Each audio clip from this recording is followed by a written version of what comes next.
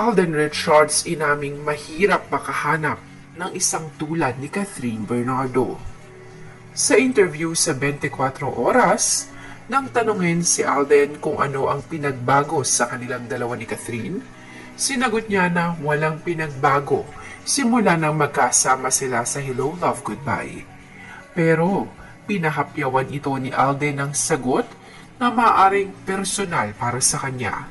Nabanggit ni Alden na mahirap makahanap ng ganong klaseng relasyon sa industry. Sa mas malalim na pagkakaunawa, ay mukhang pinapahapyawan ni Alden na mahirap makahanap ng isang Catherine Bernardo, lalo na sa mundo ng showbiz. Alam naman natin na karamihan sa showbiz ay pera at kasikatan lang ang habol sa pag-aartista. Alam naman natin na kilalang kilala na si Alden at Catherine, lalo pa ngayon. Sila mismo ang gumawa sa kani-kanilang mga pangalan dahil na rin sa angking talento na meron sila. Kaya naman, sa pagkakataong ito ay hindi na nila kailangang patunayan pa ang kanilang sarili dahil sikat na sila at malaki na ang pangalan nila sa industriya. Maraming tao na rin ang tinitingala at ina-admire sila.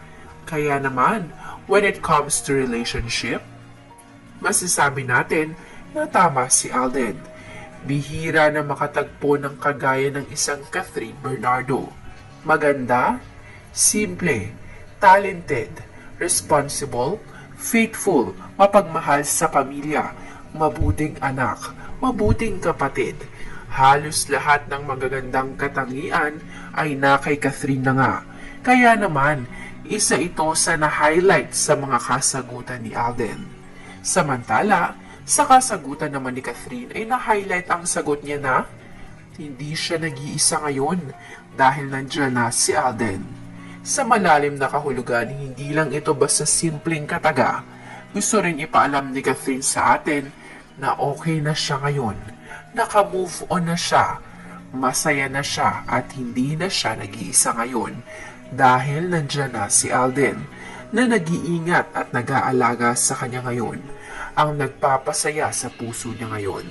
Kaya naman, kung lalaliman lang natin ang ating pangunawa, ay mapagtatanto natin na may mga kasagutan sila na na-highlight sa isa't isa at may tuturing na konektado sa kung ano man ang estado ng kanilang relasyon ngayon.